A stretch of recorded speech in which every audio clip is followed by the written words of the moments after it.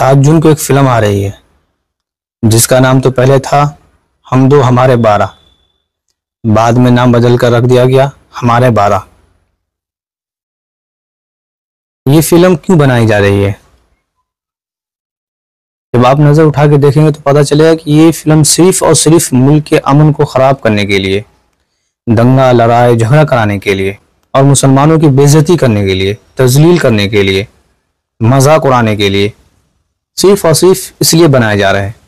ऐसा नहीं है कि हिंदुस्तान में रहने वाले मुसलमानों के पास ही ज़्यादा बच्चे हैं, बल्कि हिंदुस्तान में रहने वाले बहुत सारे गैर मुस्लिमों के पास भी काफ़ी तादाद में बच्चे हैं। सबका जिक्र करना यहाँ तो पॉसिबल नहीं है, हाँ, लेकिन कुछ चंद जो बीजेपी के बड़े बड़े लीडर हैं उसका जिक्र करना मुनासिब समझता हूँ। अव्वलन जो हमारे प्रधानमंत्री है, बीजेपी के सबसे बड़े लीडर है, उनके पास, उनके बाप के पास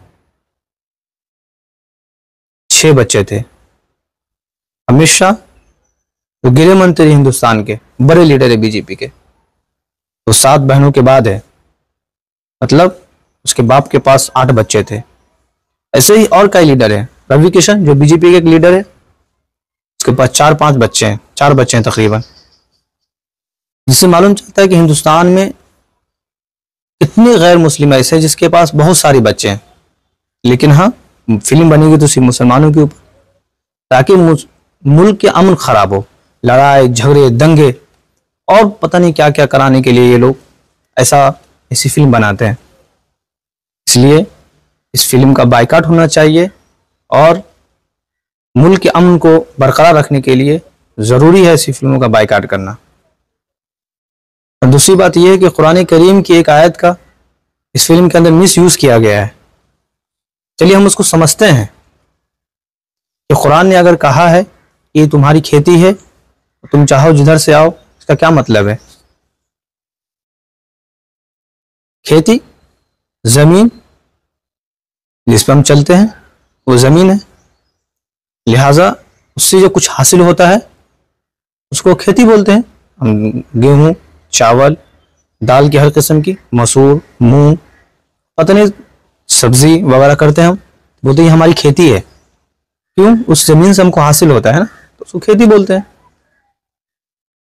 तो लिहाजा ऐसा ही हर वो लड़की जो माँ बनती है उससे बच्चा हासिल होता है, लिहाजा उसको खेती कहा गया है उर्दू में, है ना? क्या गलत है? लेकिन कुरान करीम की इस आयत को तोड़ मरोड़ कर ऐसा मिस यूज किया गया है, ऐसा बतलाया गया है कि शरीयत इस्लाम और मुसलमान औरतों की बेइज्जती करता है, डिसरिस्पेक्ट करता है, जो कि सरासर गलत है।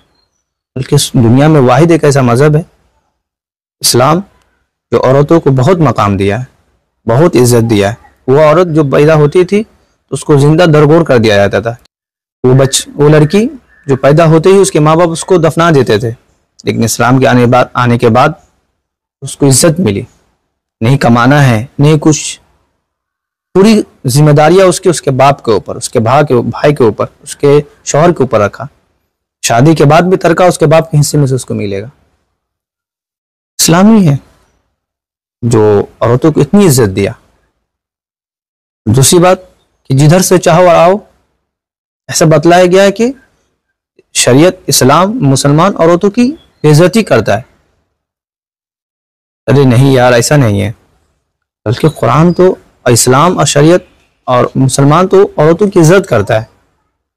तुम्हारी तरह थोड़ा है कि बदन में जहां भी स्टेज पर नरम मिला लग गए, नाक कान मुंह अब पता नहीं कहां कहां। एक पवित्र इस्लाम जो एक पवित्र पाकीज़ा सलीकामंद मजहब है, इसलिए एक सलीका बतलाया है कि जहां से तुमको कुछ फायदा हासिल हो सकता हो, तुमको औलाद हासिल होगी, तुम अपनी ज़रूरत, अपनी ख्वाहिश या सेक्सुअल रिलेशनशिप वहीं से मनाओ, वहीं पे करो। रही बात अलग अलग एंगल से कर सकते हैं, करेंगे वहीं। इसमें कहाँ औरतों की बेइज्जती की गई है?